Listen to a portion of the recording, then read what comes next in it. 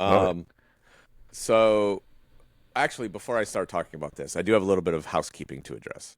Okay. So a couple weeks ago, we announced, or I announced, my art show, A Light Requires Darkness to Shine. So we had to push the date back a week. So it is now going to be October 24th. Tickets should be going on sale this week sometime. Hmm. Stay tuned to my socials for all that fun information and blah blah blah. I got a really incredible opportunity. So first week of October, I am designing and running lasers for Rise Festival outside of Las Vegas. It started as a lantern festival. Apparently, it's the country's biggest lantern festival. It's a very spiritual and prolific experience, I've been told. So Hmm. I'm actually very much looking forward to this opportunity. Apparently, Yeah. they let off like 15,000 lanterns each night in the desert, Damn. and it like people go there to like um, mourn loved ones and have they go in with intention, whether it's to mourn or celebrate or I don't know, break through to some new place or whatever. Everyone goes there on their own accord, but Yeah. it's I guess it's a pretty powerful thing. So, Wow. so That sounds really cool. Yeah. if you're attending Rise Festival, October 1st through the 3rd, I believe are the dates, or maybe it's the 3rd through the 5th. I don't know what the actual dates are. But Calvin Harris is headlining one night, Rufus Du Sol, and then John Mayer. So it's a very eclectic sort of mix Nice. of artistry. And these Is guys, Chase still working for Rufus? Do you know? I would assume so. Yeah. I Oh, would assume cool. that's his main gig. So for those of you who don't know, Chase was on our team for a while, helping Derek with his modular stuff. He's a great dude, and Yeah. if he's there, I assume that I will get to catch up with him. Hell yeah. That's awesome. So Well, if you yeah, see him, please tell him I said hi. I you miss got it. him. Yeah. Yeah. So yeah, so that's it was a crazy opportunity that kind of came at the last minute. One that I just couldn't pass up. So fortunately, because we hadn't done an official announcement or I guess an official, ticket release or anything for the art show, we decided to push it a week, which actually works kind of nicely for me because um, I do like to lean into the weird and spooky, so to speak. So Hmm. getting it closer to Halloween kind of feels right anyway. Yeah. That's So awesome. come celebrate Halloween with me on October 24th at the Good House in Mount Hell Kisco, yeah. New York. Go. Do it. Yeah. I've only been privy to some of the plans, but you'll want to be there. It's going to be crazy. I could. Yeah. I mean, I'll tell you what, man, I've got so much work to do. I'm sure. Because now, I'm like doing all this laser stuff I was on gonna top say of now you got a every. festival in between. Yeah, Yeah. yeah, yeah. So, I remember uh, when you thought you had just 6 weeks just to get ready for the art show, and you were like, "This is going to be a lot of fucking work." Now yeah, there's this on top of it. Yeah, yeah, yep, yep, yep. So I still essentially have the same amount of time because we pushed it a week. But, sure. and the laser stuff is a lot of work, but it's manageable. And I actually think it's kind of a good thing for me to have something else to pull me out, so that way I don't get too lost in the woods Yeah, on the art show because that I find that it's better to have multiple things to work on at the same time. It Hi doggy. I think that's the yep. first time I've ever heard your dog. Oh, really? Oh, wow. Yeah, he's vocal. What's his He's a name again? dachshund, so Jimmy. Jimmy. Jimmy. Yeah, Jimmy's a good Jimmy will boy. make a guest appearance one day. Yeah.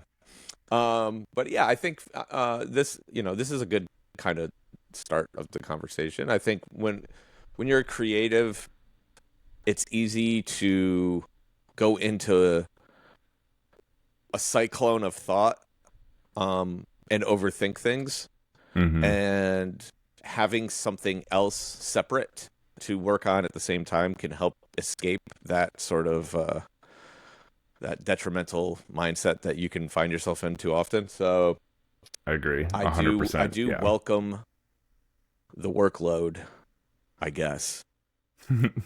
Yeah. Ay, ay, ay. I don't know. No, I know the feeling. It's a double-edged sword because yeah, you're like, well, I got so much work to do. Why do I want this other gig? But also, it's like, it's one of those things. Sometimes having somewhere else to focus your mind and then come back makes you more productive on that thing. Exactly. Yeah. You've got perspective on it. You're not just like it. You don't just get into that tunnel where your vision of the thing just keeps narrowing and narrowing and narrowing. It's like you're able to find that space where you can like broaden your viewpoint again and then come back to it and still have that sort of perspective on it. So the other thing too is I've been in this studio now for a gazillion hours over the last 2 months, basically just working nonstop. And I think getting a little reprieve from the space will be good too. So getting out of here and going somewhere else to work for a little while will rejuvenate my my ability to do whatever it is I'm trying to do. So this will probably well, I might as well just address this too because I've had a multitude of people hit me up about it. I am no longer working with Daily Bread. The Caverns was the last design that I created for them. So, things, sometimes things just don't work out the way you want them to. I wish Rhett and the rest of the team lots of luck in their future endeavors. It's been a fun 5 years. But yeah, no longer part of the team. And so that was the other reason why I was able to move the art show, because at one point I was supposed to be at Red Rock. So, gotcha. Yeah. So just so everyone knows that, they can stop asking me. Yeah. Quit asking. Yeah. Because everyone assumes, oh, well, if Pretty Lights isn't touring right now, then Greg must be doing Daily Bread. So, yeah. So that is no longer a thing. Gotcha. Yep. Yeah. Well, you got your own art show now. Yeah. Which is pretty cool. Yeah. So, in the spirit of trying new things and taking on new endeavors, I discovered this cool little creative project called Intuity. Are you familiar with like Oracle cards? I don't think so. You never got to experience an Oracle card session with Derek and Uma? No. So basically, it's not quite. It's kind of like tarot cards, but they're a little bit more lighthearted.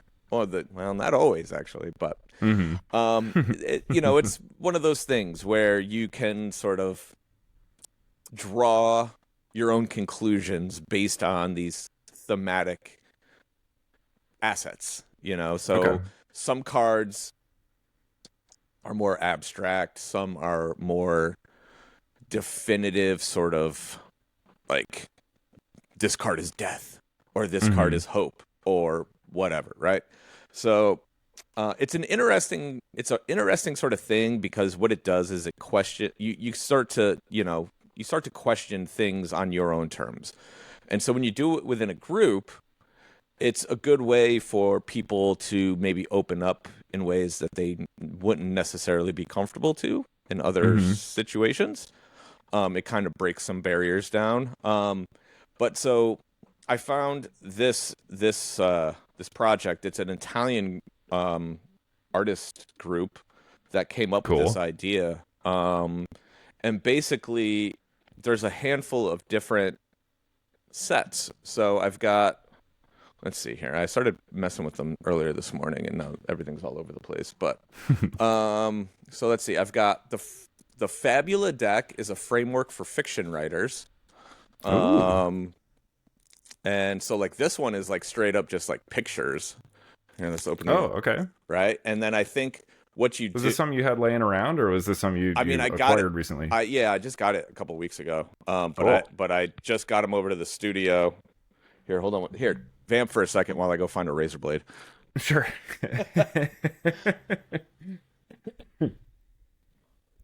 Well, while Greg's finding a razor blade, I am going to implore everyone to watch the film Phantom Thread if they've never seen it before. It's a P.T. Anderson, who's known for directing There Will Be Blood, Boogie Nights, movies like that. It's a movie he made in 2017 that I think is very overlooked. And I've watched it numerous times, had a chance to see it again yesterday on 35 millimeter film, and it is just a fucking masterpiece. So What is it? Phantom Thread. Ah, It's a P.T. Anderson film. Yep. It was Daniel Day-Lewis's last movie until actually he's got to do his 8-year hiatus has been broken. He's in a movie that his son directed. Right? Yeah. I heard about that. Trailer actually looks way more interesting than I was expecting. What's the premise of the movie? Very abstract, hard to tell from the trailer, honestly. Okay. Perfect, actually. Yeah, no, it's like actually a lot more interesting than I was expecting. When I first heard that, I was like, okay, he's throwing his kid a bone, like my son wants to direct, I'll act in his movie. But him and his son wrote the movie together, and then his son directed it, and it actually looks fairly interesting. It's called Anemone. Okay. So, okay. All right, so this first set, the Fabulous set, a framework for fiction writers. So these cards, since we're doing YouTube now, I don't feel so weird doing shit like this. So for people just listening on the podcast, we are releasing every episode video now on YouTube. And this is probably the first real good example of why you would want to watch, because I have these really fun cards. We have visual aids this week. Yeah, look, I got the swirl already. And then right next to the swirl is what appears to be a light show. So, so it's like an ESP deck. You right. just cut the deck, see where you land. Apparently, I think what I have to do here, they have numbers, and then I think the descriptors are in this book. Yeah, they are. So if I was to pull out one of these archetypes, so I'll just read a random one as if I had pulled this card. So archetype 102.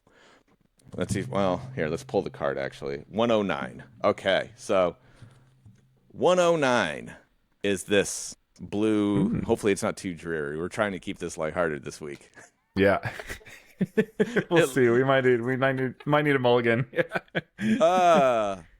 Okay, let's see what happens. This is a constructive crisis. You annihilate yourself to embrace a new vision of the world, yet it is not easy to deal with this change. If we are afraid of losing our individuality in the process, or if the idea of new sounds like a nightmare, we could experience strong inner turmoil that could lead to depression. Off to a good start. Off to a great start. I will say though that there's positive to a message like that. Absolutely, yeah. And I think that's kind of the whole point, right? So this is what I found when we used to do these Oracle sessions. Cards that seem bleak or down, it's all about your perspective, right? And so you can find out more about yourself by your reactions to things like this. Mm-hmm. And I find that they are incredibly insightful. Obviously, let's just, be quite clear here. Tarot readings and all of those things, the phrasing I like to use is they are for entertainment purposes, right? And I think if you go into it with that mindset, you can be entertained, right? Mm-hmm. So, but it's been my experience. Yeah, but with something like this, especially under the context of I need to open up some creative doors or creative pathways. This is a really interesting way because, you're creating a conversation with yourself, one that isn't on your terms, but it very much is an individual conversation. So the deck one here, let's see here. We'll pull one more from this deck and then we'll move on to the next one because there's 4 different decks that I got. So. Cool. 305. This one looks fun. Or maybe it isn't. Ooh. See? Yeah, right. That's the thing. You don't know. Mm-hmm. So 305. I wonder what the context. Well, it's like a mini Rorschach test. Yeah, exactly. So 305. This is the arrival of a new element. Desire, inspiration, and incentive. It puts a series of mechanisms in your soul in motion. You feel the conflict between the certainty of the past calmness and the unrest of the future's conquest here. Until you can free yourself from this fight, you will be fragmented and oppressed by your own energy. Oh. Embrace new. Embrace the new. That's a fantastic one, right? So is the idea here to pick a card at random Well, read what that says about it, or are you supposed to like look at the whole deck and like whatever you gravitate towards, pull that, no, and I then think you read the you want to thing? pick a card at random because the Okay. idea here is, and this is actually similar to this thing that I got with my typewriter. Remember I showed you this? Oh yeah. The words are hard Mm-hmm. set. So this is another example of something to, start conversation with yourself, Yeah. basically.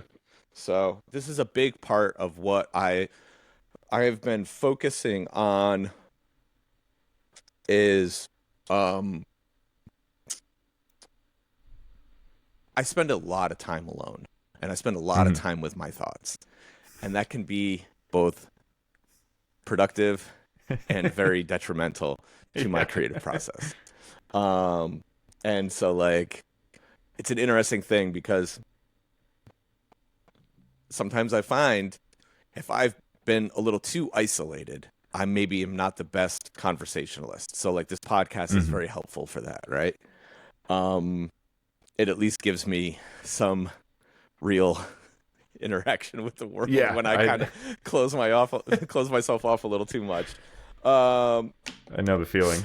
If I'm doing a lot of writing, like sometimes I'll talk to somebody, even Hannah, and I realize like I'm talking in the voice of one of my characters. Yeah, I'm no, like, that's why the fuck did I say that? yeah, because it's like it's who I talk to more than anybody else in this world right now. My 3-year-old son, I was gonna say it's and either yeah, Hudson or and like conversations with him are very one-sided still, although he's getting better, and Mhm. his conversations to me are so abstract sometimes that Mm. it actually is like the greatest conversation in the world because we're just wide open, right? So Yeah. I have that, but that Is again creates challenges when I'm talking to other adults because right. I've kind of embraced this childlike mindset more often than not, and Hmm. and so you start talking in just nonsense, and which has always been a problem of mine, but is probably exponentially worse now. Right. It's been exacerbated by Yeah. by having somebody who encourages the nonsense conversations. So these cards are interesting. So this all right, we're gonna jump around and just have some fun with this because I've got all this stuff surrounding me. Yeah. Um and I might as well this will be the prop show. Yeah. So Oh, I love it. yeah. You know what's funny actually? So It's the Carrot Top episode. well, I was just gonna say, so Carrot Top was on Kill Tony last week, Mm. and Tony Hinchcliffe made an incredible sort of revelation. He's like, Carrot Top made $50 million by supergluing two random objects together for the last 30 years.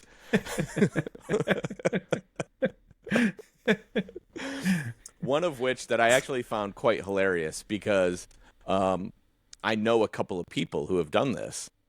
Mhm. Um, Drunken rage wall hitting. Do you know Oh, anyone okay. who's punched a hole in a wall? Yep.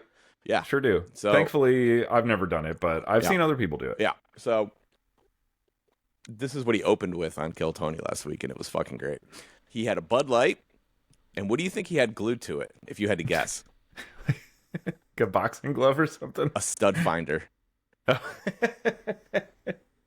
That's He's like, if you're gonna punch the wall, make sure you don't fucking punch the stud. Find the Mhm. open, because drywall you can punch right through it, no problem. Yeah. When people break their hands, it's because they punch the stud. They punch the stud. Yeah. So, there A you quick, go. if you don't, yeah. If you don't have a stud finder, look for the electrical outlets. Usually those are right next to one of the studs, so don't hit that area. It's just a quick and dirty method that I've learned just from trying to find studs for, standard wall mounting purposes. Yeah. I will mention one of my favorite, my wife, lovely wife Hannah, who is incredible and has a bit of a weakness for reality television, I'll call it. She for a while, long time ago, was into the famous Jersey Shore television show. You know what? That's one of the And- few shows that got me. Oh, okay. So There me and is Hannah can a have a nice conversation about that someday. She would love to. There is a season where they went to Italy. Yep. And one of the guys who may be familiar to our listeners, Mike, the Situation. Oh, when he headbutted the stucco? Yes, yeah. He got into a fight with somebody, and he was like, in America, you'd like, just like headbutt a wall to like freak them out and like let them know you're serious and like crazy. And he's like, I didn't realize like Italy, everything's made out of like stone. Yeah. So he headbutts this wall, and you can see immediately it's like, the wall out. doesn't, he's like got a concussion or something. Yeah. Really fucked himself up. But yeah, something to be aware of if you're an international traveler who's also a drunken wall puncher. Yeah. Yeah. Oh, wait. So I wonder if I got these mixed up. I don't know which are whiches here, but it doesn't really matter all that much. So I've got okay. Oh, before I go to the other deck. So this is the other set of cards. This is so Freewrite is a company that makes modern typewriters. And the idea there is A, no distractions, right? But B, there's this thought that even if you're typing on like a normal computer and you put it into do not disturb, you inherently go backwards at some point, right? Mm-hmm. Or even if you're writing, it's all right in front of you. So with a typewriter, with this typewriter specifically, you can only see the last 2 lines that you've typed. So you are, you're in a flow state, so to speak, because you don't have any frame of reference of what you've already done. Mm-hmm. And you're just going forward constantly. Yep. So that's been a really, I've started using it. I love those things. I've started getting into a good routine with it, but it's all been very basic stuff. I haven't really, the first project actually that I'm going to utilize this on will be the descriptions for each of the paintings for the art show. So, but yeah, so Freewrite, if you're interested in writing or just getting ideas out in a more natural way, their typewriters are a great way to do that. It's brilliant. It's it's like specific. It's so good. It's like it's made for drafting. Yeah. Like you're not going to put your final edited piece. You can do that on your computer once you've got it all written. Yeah. But if you just need to get shit out of your head onto the page, like this is the path of least resistance, to get from point A to point B. Yep. It's really awesome. And so the way that it works is it hooks up to your Wi-Fi, and then you create your writers. They basically give you a website, and then within that website, all of your drafts go, as you categorize them. So it's a cool little thing, and it's like a cool stylized thing. So like I'll actually be able to create QR codes that will link to each of those descriptions. So that'll be the first sort of. And it actually looks like a little typewriter too, right? Yeah. It's got like cool clackety keys and shit. It's like prop show. Let's go, baby. Let's do it. I'll be right back. Yeah. I will mention the Freewrite systems are really, really cool. There's also some stuff. There's one that's coming out soon called like BYOK, which is like bring your own keyboard, which is basically like just the screen and internet functionality portion of this. And you can just use whatever keyboard you want that has like a Bluetooth or wireless connection, and just turn on that keyboard, connect it to this little screen, and you can draft on that too. So there's a lot of cool options as far as like this idea, that are coming out nowadays that I really love. Yeah. Because as you said, you can put your phone on Do Not Disturb, you can put your computer on Do Not Disturb, but that fucking all that shit is still right there. You could still open it at any time. This is that's all it does. Yeah. You type, it shows up on the screen. That's it. So this thing's been really cool. It's been a great way to explore my thoughts. And you'll see the first public iteration of such in line with the art show. Awesome. But okay, so well, that thing rules. Yeah. Right. So words are hard. The deck of creativity. So this is the other card thing that I've been utilizing. So I'm just going to pick a random card. Yeah. Now this one is really, really aimed, I believe, towards fiction writers. And so the card that I just pulled, describe the villa by the sea where you want to go live. After you remove who lives in it now, of course.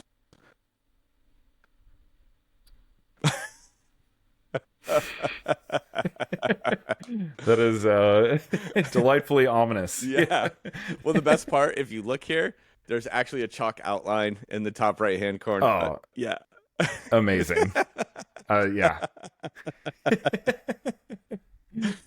So when That's cool. Yeah. So, and I don't know what else is in there. I haven't gone through that yet, but it's part of the series of things that I look to explore here as I begin writing more. Oh, that's awesome. Okay, so we have another deck from our Italian friends. Let's see what this one is. This is fun. We're doing something very different today. Yeah. No, I love it. Let's see. So these are assets. Okay, so these seem to be a little bit more straightforward. So we've got 3 different colors. We have assets. We have heroes' steps. So this is a very much fiction-based, I believe. And then we have editing. So heroes, describe them. What are their needs and their weaknesses? Allies, who are they? Why do they help the hero? Enemies, so on. So this is a way to kind of organize if you are going down a fictional road. But I suppose you could use this in any scenario if you wanted to just kind of. So we got story development, ordinary world, call to action, anxiety of the call, blah blah blah blah blah, and then in editing, we got prologue, setup, catalyst, rising action, midpoint, so on and so forth. So this is a more structural deck of cards. I think that when I was reading the brief synopsis, the idea I think is to like sort of use these in lieu of like if you were to do like a grid of post-it notes or whatever. You would use these and it's a little bit more like visually enticing, I guess. Yeah. That's cool. I've always found structure to be an interesting way of breaking through, I don't know, writer's block or whatever kind of obstacle, you're encountering creatively. That sort of goes overlooked, I think, by a lot of people, because usually it's like you're trying to solve what is the specific like narrative or character issue, that's plaguing you. But sometimes just looking at the way you're actually telling the story and the structure that you've decided for it is... sometimes can open up completely new pathways that you never thought of that lead you to those solutions in sort of indirect way instead of just like going straight at the thing head on and trying to barrel your way through. So hopefully he'll be rejoining me here in a moment. We'll edit all this out. Oh, Gregory. I appear to have lost Greg. I can continue talking about structure. Something that Alan Moore, famous comic book writer, most known for Watchmen, and V for Vendetta, of course, From Hell, all classics of the graphic novel genre. He wrote extensively about this. He wrote an incredible book called Writing for Comics, which I think is actually a great piece. Hey. Did you see me? Did you see me pop on at all? You disappeared. If you froze up, disappeared, and then now you're back. That's all I've seen. Okay, cool. Yeah. I accidentally closed my laptop a little too much, and it fucked my computer up. Sorry. It's all good. I was vamping for a second about structure and how I think it's an often overlooked way of basically of working through roadblocks. Usually the idea is like, oh, I don't know what happens next, or I don't know what this character does, and you try to just like go at that directly. Yeah. But sometimes just looking at the order in which you're telling the story or the way that you're structuring the narrative actually will lead you to like really, really novel solutions to those problems. Okay. And again, like we were talking about before, it's like, it's a way of like within your own project kind of diverting your mind to something else as well, right? Like if you don't have another project to go work on and like, I'll come back to this later. You're just kind of like taking the thing you have and looking at it from a different direction. And sometimes that helps open your mind up as well, instead of just thinking about like, why is this character doing what this character's doing, Yeah. Sometimes it's better to ask yourself, why why am I telling the story in this fashion? Why does it have to be from this person's perspective or in this order of events? Or, what if we knew this piece of information sooner? How would that change, these things, everything else, and recontextualize all that? So it's just it's a cool way of looking at things if sometimes you're kind of banging your head against the wall. Okay. So I like that these cards have, some structural components as well. It's cool. a little bit of everything. So I'll save this one for last. So the other two primary decks we have, and I'm not going to open these ones. Well, maybe I will. They do have some examples on the back, so maybe we could just, because otherwise I'm going to start losing shit if I just start opening random things. Right, yeah. Those are not decks you want unsorted. Yeah, exactly. Yeah. So I'm looking around and I'm like, all right, this is getting out of control. Okay, so we have the Edito, Italian for edit, I suppose, deck, designed with Dalia Ojero, editor of the Italian publishing house Unati. Edito is an effective analog tool that will help you improve your manuscripts by following the same process used by the editor of a publishing house. So, instruction manual, 41 cards to be placed on walls, tables, and any other free surface. So the examples that they give is consistency, bravo, and title. And so I'm sure this is one of those things, kind of like if you can clean your mess up before it goes to the editor, you will probably receive less notes. So this is probably an extremely valuable tool.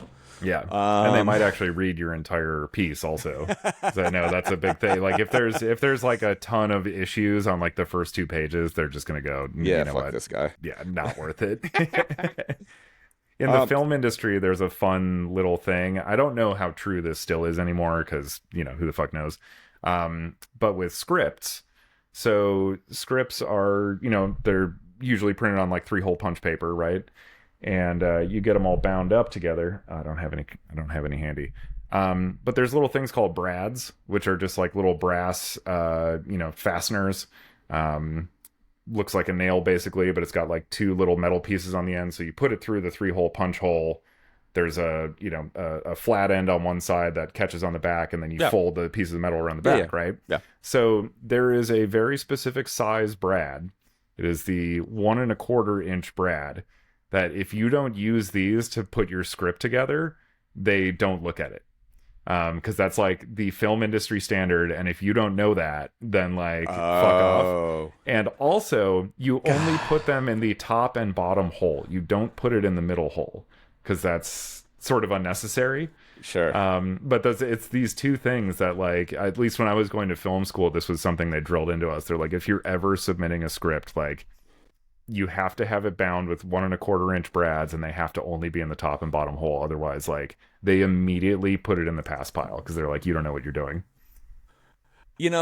Fun stuff. Yeah. But that's unfortunate, because the brilliant mind that, I think we used this reference. Oh, I used this with you actually last week. With I was in New York City, and I sent Dorian a picture. Yep. Of a table down in Soho of a young man selling bootleg scripts, movie scripts, and TV show scripts. And the conversation was basically like, who would buy that? Yeah. And I was like, the aspiring filmmaker that grew up in bumfuck Missouri that, doesn't know that he can access these things, otherwise. And he just happens, to go on a school trip or something, or whatever the case may be. I don't know.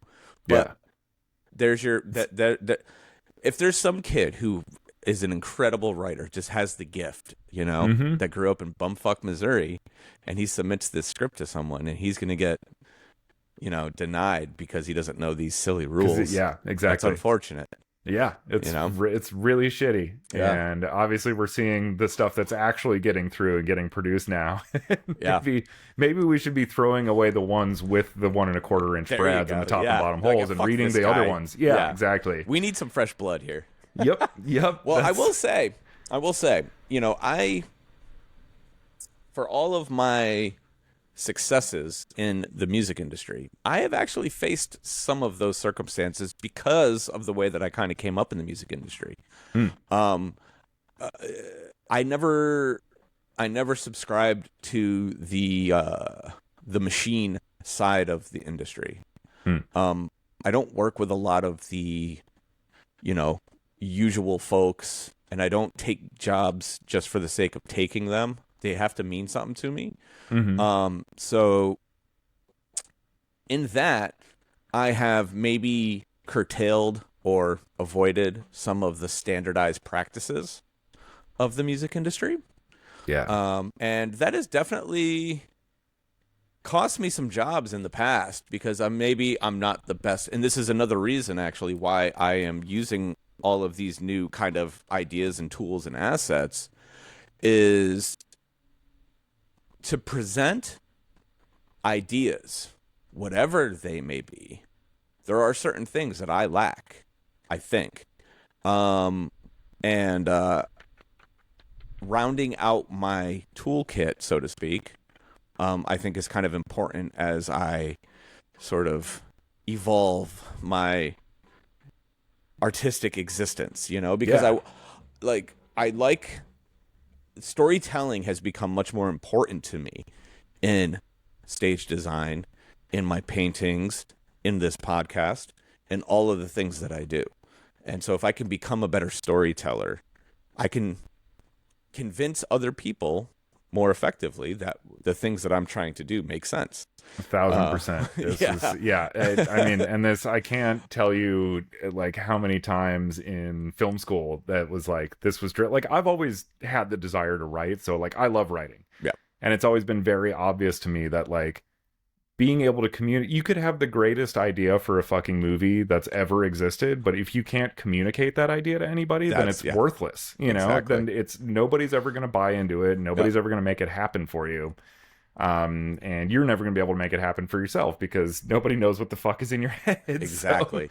So, you got it. Like having that skill is like, so no matter what you're doing, like what type of artistry you're in, what type of profession you're in, I think that is like one of the most invaluable, should be like day one in school, elementary school, like teaching you how to communicate. Yeah. So for all the young designers out there, here's a little word of advice from Papa Sharky. The trust me, this will be great response never works. Doesn't work. Yeah. Doesn't work. Even somebody like me who's been in the business now for 25 years, or almost 25 years, I'm going on a long time. Like I've been doing this for a long time now. And I still have to prove that my ideas are good. Yeah. And, there's no, sometimes, and I'll be the first to admit it, sometimes I don't. Sometimes there's inherent trust and people are like, he knows what he's doing, just let him do his thing. But that's not always the case. And you can't carry an ego around with you and expect everybody to think of you that way. Mm-hmm. And so even after all these years and after so many successes, I focus on my failures and I think to myself, how can I eliminate those failures? And you're seeing the results of that thought process. So I am surrounding myself with madness from an Italian group of artists who said, I've got the answer for you. We're going to fix all of your problems. So this next deck is actually quite interesting to me. This one might actually be the most valuable. Cicero is based on the most important oratorical theories, and it helps you build, manage, and perform your speeches in a simple and effective way. The Cell. Right here. This little deck, and it's ironic that it's the smallest deck, but it's probably the most important in my mind. The Cell. You can construct, and this is exactly what we were just talking about, you can construct an amazing idea, and you can construct an amazing story. But if you can't sell the story, you're never going to get anywhere. Yeah. So it's the classic marketing adage. You don't sell the steak, you sell the sizzle. Yeah. Like you gotta be able to make it sizzle. But while I say that this is probably the most important one, this is probably the most interesting one. Ooh. And this kind of goes back to what we were talking about earlier with me and my amazing child. Mm-hmm. The Fabula deck for kids. Yeah. Now this one we are going to open up because it looks to be the most visually interesting. Uh-huh. How to create wonderful this. stories with Fabula for kids. So now here we go. It's basically the same idea, just presented more graphically interesting. So we've got ingredients, the antagonist. How old are they? What do they look like? What makes them special? Are they afraid of anything? So it's the same thing, right? You're constructing the basic, fundamentals of storytelling, but they're doing it in a more, childlike way. Mm-hmm. And I think, there's inspiration to be pulled even just from these images. Yeah. Of like, if I was to just go through this deck randomly and say, okay, we have a dragon sleeping on the house. Is this a, and in the end, the conclusion, like, is this a good ending? Yeah. Is this a happy ending? Right. Or, is the dragon, did the dragon eat the children? Mm-hmm. And now he's taking a nap because he's in a food coma. This is his dream villa, and he has now removed the previous occupants. Exactly. He read the other card from the other deck. We can mix and match these things. It's all... Yeah. So there you go. Yeah. Or he's going to breathe fire on that apple tree and bake all those apples, and the family's going to come outside and have a delicious dessert. It could go so many different ways. Yeah. Love it. Gosh, we got honestly, a lot more out of this than I thought we were going to. Yeah. Honestly, sometimes those really basic ones that like force you to kind of go back and just think about like the most basic sense of like this thing that you take for granted. It's like getting back to the fundamentals and then like reinforcing your understanding and grasp of them is like always fucking valuable. Yep. No matter what you're doing. Again, like, man, I can't tell you how many times I hear like Hannah or her family, they're big baseball fans, like, complaining about these professional ball players that like, he's just not running to first base, things like that. It's like fundamentals. It's no matter what, it's important. But again, like I've read plenty of novels by very accomplished writers where the antagonist or like whatever sucks, or the protagonist. It's these like really basic building blocks. It's like, sure, there's a lot of like really fine writing in here and very excellent, very intelligent, erudite ideas and stuff, but like your character sucks. Yeah. So like why am I reading? Like, so it's great to have one that kind of breaks it down into something that's like that fundamental and forces you to focus on that. That's cool. Yeah, I think for me,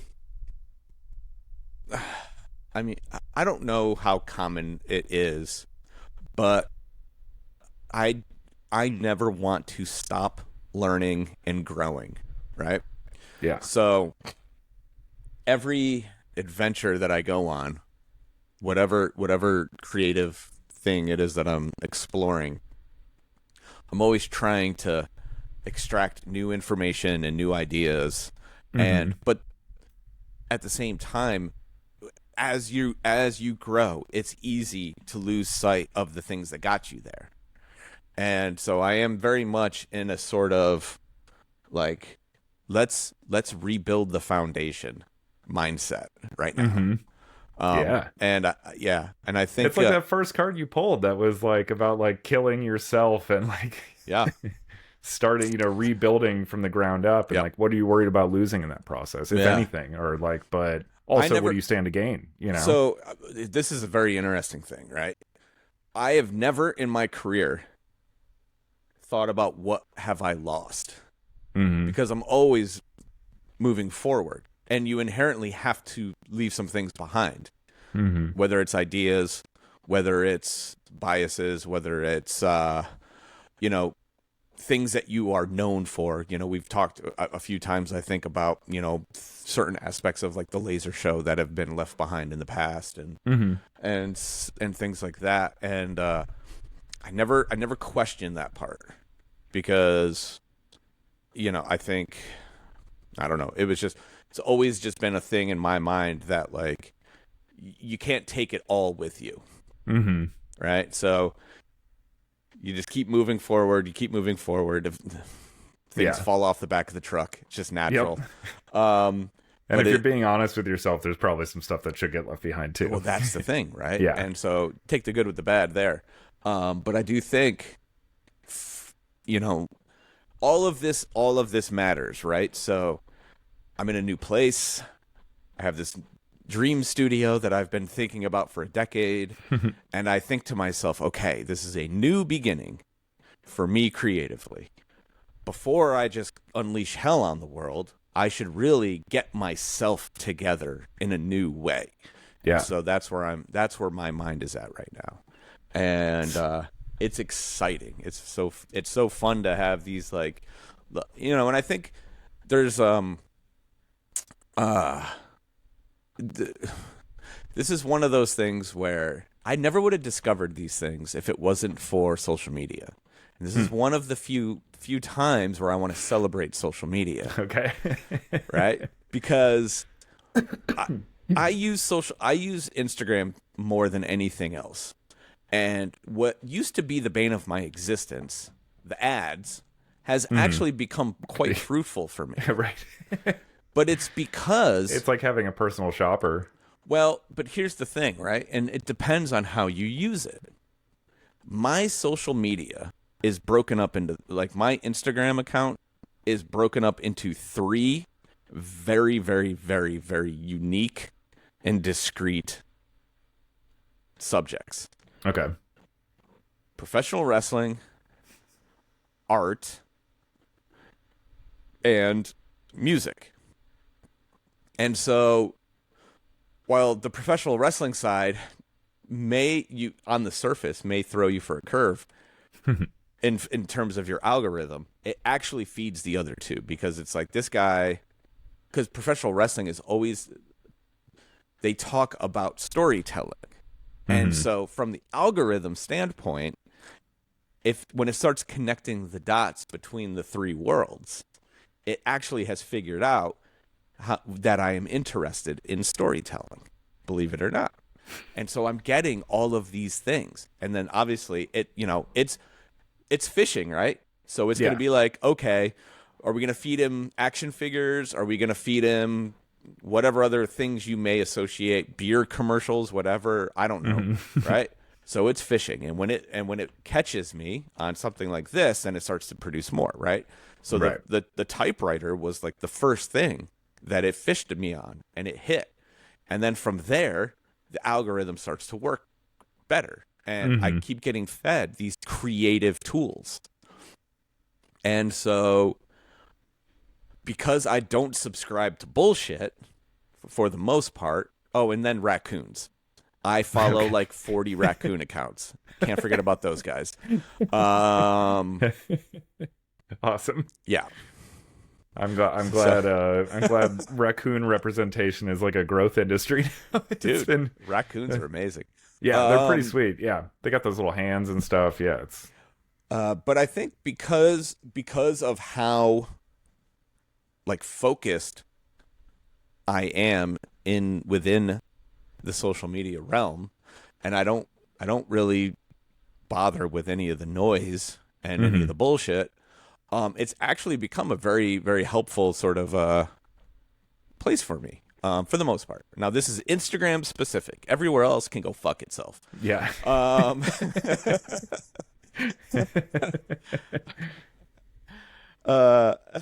mean, agreed. Yeah. Yeah. I would extend that sentiment to Instagram itself personally, but yeah, No, I see fair where enough. you're coming from. Yeah. Yeah. I that was of when I did, because I never had a Facebook account, I never had a Yeah. Twitter, blah blah blah. Instagram is the one social media platform that I actually did have an account on for a while. It's been gone for about a year now, but yeah, that was for a lot of the same reasons. I was like, okay, if I just follow the artists that I want to see their artwork, and things like that, it did a good job of focusing that in, know. Yeah. Obviously, more recently, it's gotten, much more aggressive with the way it like forces and shoehorns shit in. Oh yeah. Yeah. And but for a while, there was like a nice period where I could just open it up and look at it. It was just, I was just scrolling through art. Yeah. That's all it was. It was just like cool artists that I love, and I just get to see what they're up to. Yeah. I wish that was still the way it worked. Yeah. Well, like I said, I broke through to the other side. Their overly aggressive tactics have actually become beneficial to me. You've managed to. It took a while to bend them. In it your took direction. a while, but here we are. Cool. Nice. I still get offered and fed the bullshit too, but it's minimized, and I think it's just out of good practice, I suppose. I don't know. Yeah. And maybe I've just gotten good at ignoring the other stuff. I don't know what the case may be, but Right. yeah. And the argument could be made that that's the stuff that makes the rest of it free for you to use. Yeah. Which is, So yeah, so I found all these fun, nifty little devices, I suppose, to just help the creative process. And when we first started this show, the biggest sort of idea behind it was that you can utilize tools from any craft in any trade to help any other craft or any other trade or any other endeavor that you go on. So that's just something I'd like to reinforce. Yeah. I am 100%. not about to write a fucking novel, and I am not about to write a movie script, but I am surrounding myself with the tools to help me become a better storyteller in the things that I like to do, i.e. stage design and painting. So there you have it. Yeah. You can take it all and smash it all up into your own little ball. And yeah. Yeah. And should be fun. Sometimes people discover also that once they start writing and aren't like afraid of it anymore or see it as like a burden, they quite like it. Yeah. It's actually very fun. Yeah. Yeah. When I went off to college, I was going to get a degree in creative writing. So it's in there. It's in there. It's been buried for 20 plus years. Yeah. But I used to write a lot. I used to write a lot in high school. Yeah, it's the thing that's been bubbling up to the surface for the last few years, actually. Really, I mean, since the Pretty Lights comeback and since I started painting, when all those things started to kind of come together, and the whole idea of the reinterpretations of music through these paintings, and I was like, I need to be able to tell the story of how these things all make sense together and stuff like that. And I did an okay job of it for a little while. Obviously, I haven't painted in 6 months. The paint studio is probably another day or two away from me being ready to get to work. So, that's exciting. Yeah. So, maybe in 1 or 2 more days of me just getting stuff organized and getting the rooms ready and all that stuff, and I'll be back at it. So obviously, I'm not going to be sharing any of these paintings until after the art show. But there's a story to be told. And a very, very, very, very, I think you hit the nail on the head when I sent it to you, but it's a very linear, obvious story. Yeah. But it's cool. It's told in a really unique and interesting way. Yeah. And it's a whole, you can see, like, even from what I've been privy to, it's like you can see the way that like all of the elements are being utilized towards like a common focus. Like they're all steering the ship in the same direction, you know, and it's really, it's awesome. So I love that you're embracing this stuff. It's very, I mean, like you said, it's very much in line with the whole ethos and philosophy of this show to begin with, and both of us as artists. And like seeing you again, like you wouldn't expect, sure, like a filmmaker being interested in writing is not like a weird, like tangential stretch in any sense. It's you probably write a bit, but for somebody who's like a painter and a stage designer and a lighting director, lighting designer, to be interested in that type of storytelling, I think is like a really powerful thing to be discussing, because it seems so unrelated, but it's like, no, well, this is always like at the core of everything. Here's what I've learned. This is probably,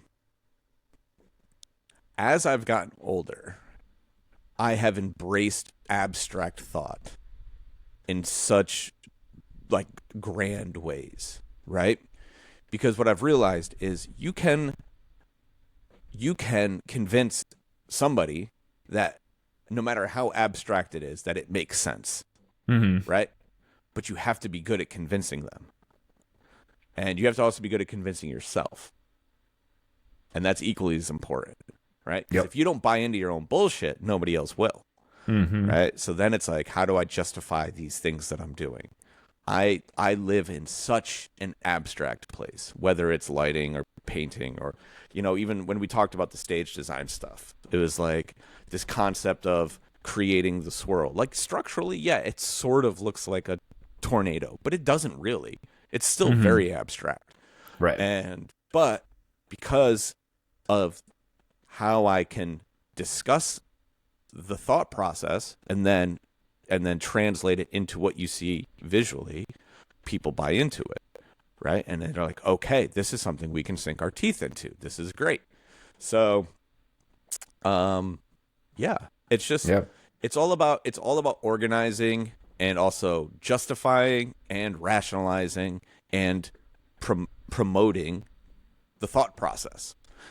And what that thought process is irrelevant. It's Mm-hmm. just, how do I get from the beginning to the end of this whole thing and make this something that people want to experience or want to enjoy or whatever. So, Yeah. yep. Yeah. No, This one is of Hannah is also a fine artist herself. She's been painting and doing all sorts of just, incredible artwork, sculpting, anything you can do with your hands to like make something like she does. And Yeah. she's very, very good at it and went to school for it, that and like art history and stuff. But one of her teachers, she talks about this all the time. Like one of her teachers told her in college, like it's, yes, like the work itself, of course, is important, but more important is convincing people that you had a vision. Yeah. Like that's really what it comes down to. And that doesn't always necessarily mean like, oh, I've got to sit there and explain it to people, but like something about the work itself, has to communicate the idea that there's like a larger thought behind this than just Yeah. like, I wanted to make a cool painting. Yeah. People don't gravitate towards that. They gravitate towards, ideas and feelings and emotions and things like that. And if you can Exactly. communicate like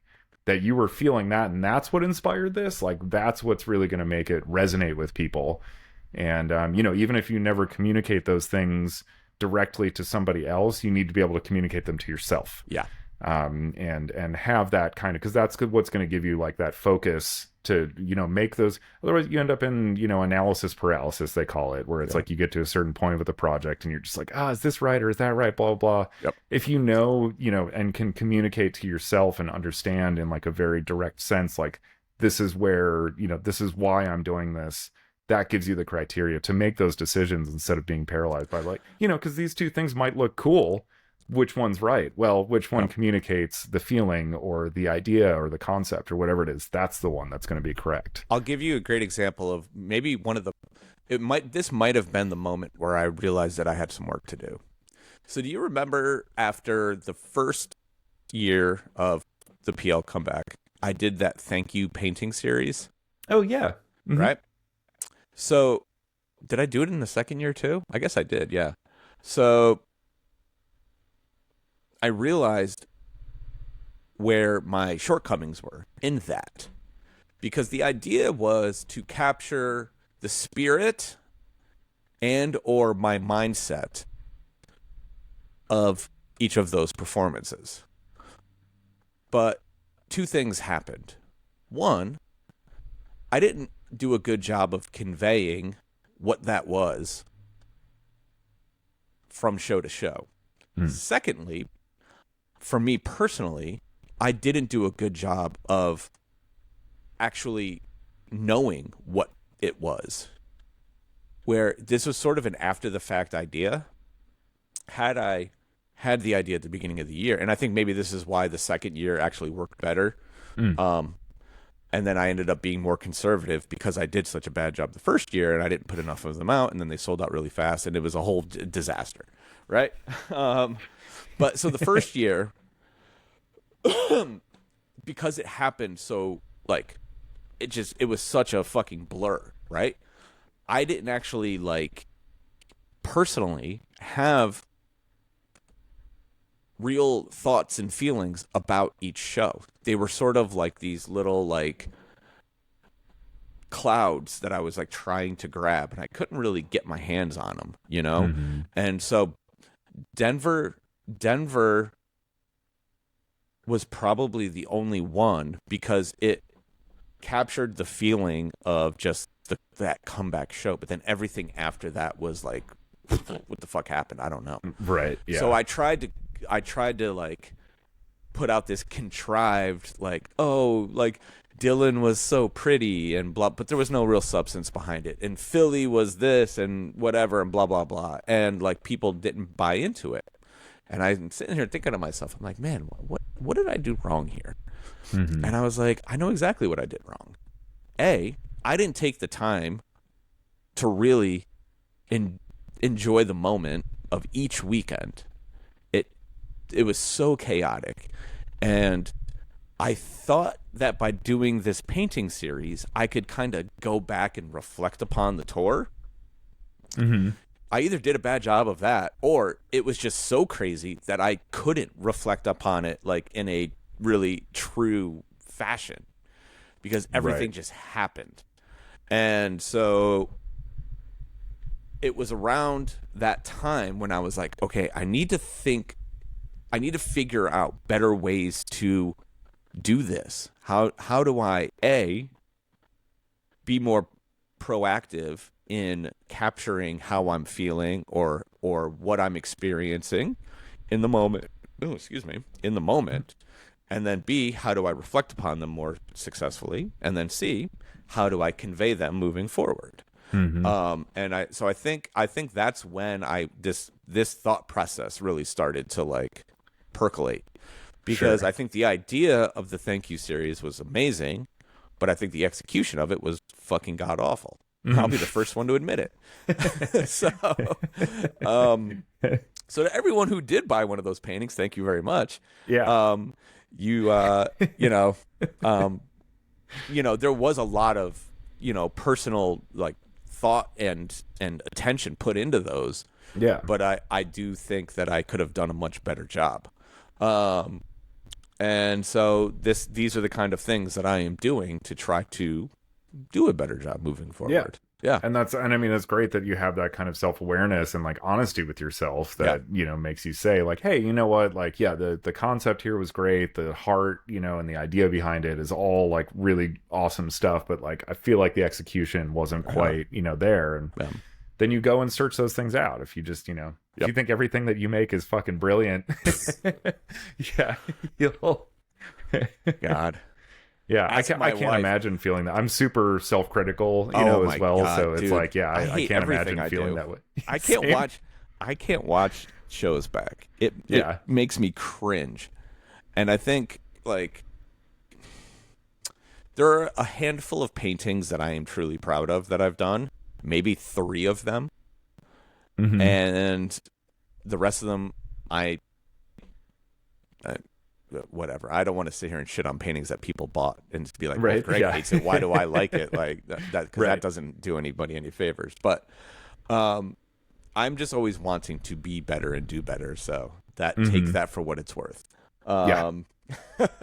Absolutely. Yeah. No, I had to some music videos I did a couple years ago. The band has done some updated mixes for them and added some instrumentation, things like that. Nothing that changed the core structure of the song, so the video still worked perfectly. But they needed me to re-export those videos with the new music track on it. You had to go back and watch them? Yeah, and I haven't watched them in like, year and a half. And I feel like I feel like I just actually saw the video for the first time. Yeah. I've had that much distance where I was able to like look at it without any kind of like, I don't even remember, what my big grievances were with it, at the time or anything like that. But, watched it and I was able to just kind of sink into it. And all of a sudden it was over and I was like, damn, that's actually a pretty good video. Oh, there you go. You had the opposite reaction of what I do whenever I see something from 2 years ago. Yeah, no, it was cool. I was actually able to like just kind of watch it as its own thing and go, okay, no, like there's still, yes, definitely. If I were going to do this again today, I got a list, of things that would be different. But you know what? Like we made something cool here. And I, at the time I was happy with it and everything. And was proud to be releasing it. But more so all I could really see were like, I should have done this, could have, could do a little better with that next time, blah, blah, blah. Yeah. Well, I think about like, when I look back at old shows or old tours or whatever, right? I try to put myself in that moment because I think that's really important. You have to think about, especially in my world, you have to think about what the technological limitations were at the time, right? So if you see something that looks like shit, First thing you should Right. do, first thing I try to do is think to myself, okay, this was 2015. We couldn't do X, Y, and Z back then. Mm-hmm. This didn't exist yet. So it's okay that it looks like shit because, right? So that there's my justification for accepting whatever it is that I was doing at the time. Yep. The other thing that I try to think about is, you know, for me, because everything I do is improvisational, you can't question decision making in the moment. If you do, then you put yourself in a position to limit your decision making abilities moving forward. Mm-hmm. So when I watch those things, I go, well, must have been having a bad night. That's all, you know. And then I just turn away, and that's just it. You know, that it's I can't hinder myself with being watching a show with a critical mind, because if I do that, then the next show that I go to do, I'll be like, I'll just be handcuffed with indecision. Mm-hmm. And so I've learned to accept that to have great moments, you must also have not so great moments. Yeah. And that's just the nature of the beast in the improv world. Now, if I started doing these time-coded shows and these little, you know, everything's to the music, so perfect and yay, then I could look at it more with a critical lens and say, man, we really should have tweaked that at 2 minutes and 30 seconds or whatever. You know, that's a different mindset. Right. You sit there and you have all this time to really. And you're going to have the same show the next night, so you can make that adjustment. Yeah. Yeah. So, now, I feel like in your position, it's like if you start thinking like that, you're going to fall behind. Like the show's going to get get away from you also. You're still trying to make this decision, but like the band's fucking. That's just it. Every decision, literally every decision is happening in a millisecond. Mm-hmm. And it's just there. It's 100% confidence that more often than not, I make the right decision. Yes. But there are the nots. Yep. And I'm okay with it. So embrace the suck. You know, everything on those Facebook groups, everyone on those Facebook groups that loves to shit on my 30-second videos of my bad light show. Have at it, boys. Yeah. Because you didn't watch the other 3.5 hours where the show's awesome. So Yep, exactly. Yep. Net. The net is positive. Yeah.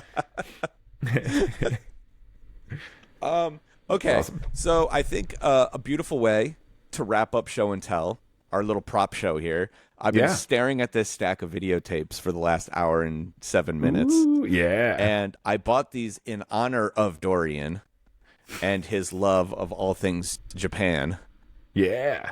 All right. So you already got a teaser of one. Mm-hmm.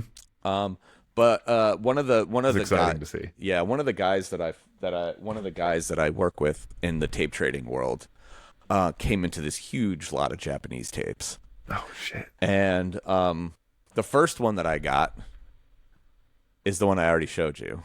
But this is the monster. That is like the holy grail. This is the OG Japanese Killer Clowns from Outer Space. What a cover. It's so fucking incredible. It's so good. It's so good. You'd almost think it was like a live action Dragon Ball Z, because like the way their hair, is styled and stuff like that. It's kind of got that like spiky anime hair and stuff. It's really, it's such like a awesome kind of like cultural translation of like that That's movie hilarious. into their like iconography. It's so good. That's really funny. All right, the next one I think you're going to appreciate immensely. I saved this one for you. Does this movie look familiar to you at all? Ooh. Getting a little glare on it. It does. There we go. Oh, there we go. There's the sweet spot. Is that Inferno? It sure is. Oh, fuck yeah. Yeah. Yeah, Dario Argento's Inferno. Yep. The second movie in the Three Mothers trilogy. Yeah. Following Suspiria, but previous to Mother of Tears. There you go. Yeah. And then I will actually be seeing on October 18th, I will be watching Inferno on 35mm at the Music Box as part of the 24-hour Music Box of Horrors marathon that I'll be attending. Boom. Yeah. So, the last and final part of this fun little adventure, and this actually goes back to the art show, because there is a lighting installation / performance aspect to the art show. Now, I hope to have this done for the show. If I don't, this is something that I will be selling on my shop after the fact. But I got a stack of these amazing Japanese bubblegum blanks. Oh, what? Whoa. And those are awesome. Yep. Now, normally, when I get stuff like this, I usually put it away, and because these things are collectible, right? Yeah. These things were not cheap. They stopped making those 30 years ago or whatever. Yeah. What I'm going to do with these fun Japanese bubblegum blanks is I am going to be doing a recording of the visual project aspect along with the music that goes with it, and I will be selling a very limited number of these either at the show or on my shop after the show, depending on how things play out. That rules. So I love that. I will be spreading the bubblegum love. Yeah. And about 10 of you out there will have an opportunity to own your very own Japanese bubblegum blank video cassette. How many with some of my nonsense recorded onto it. How many pieces of bubblegum you got? I got 12 total. Oh, nice. Yeah. Damn, that's a good haul. Yeah. Yeah. So there's another very rare set of blanks that I got as well that I may do. I may have two different series that I put out. I actually haven't opened the box yet, so we won't go into that. But but they're silver alenium or whatever I can't remember. Yeah. Tapes. So they're supposed to be very special. Cool. So I got a handful of those as well. Yeah. So keep your eyes out for that. Keep your eyes out for info on A Light Requires Darkness to Shine. We should be dropping a more formal announcement sometime this week on all socials by me and the Good House. And I think we're done for this week. Yeah, that sounds good. I just wanted to mention real quick that it's great that you brought this stuff up because I've actually been getting back to this wonderful book, Steering the Craft by Ursula K. Le Guin, who's like one of the best science fiction just greatest writers of all time, in my opinion. But she wrote this book about writing. And because she used to do classes and stuff like that about, sort of like writing seminars and stuff, and was requested numerous times, because they would always like sell out. And there was like, well, I want to do this. Like, I'd still like to. So she wrote this book that's basically like, this is kind of my course and like what I would do.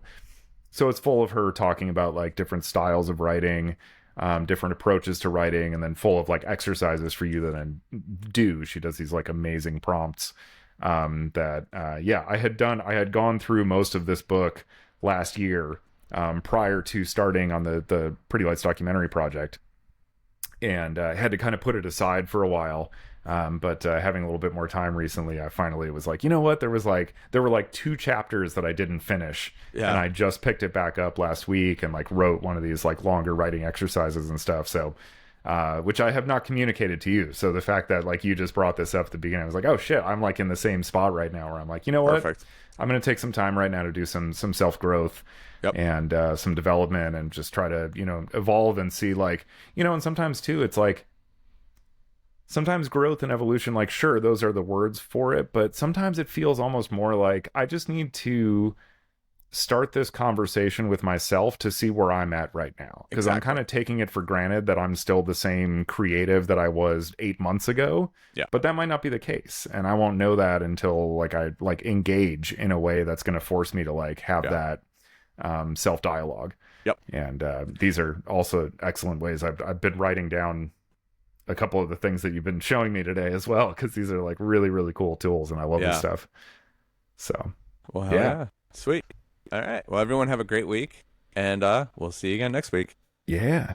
Take care.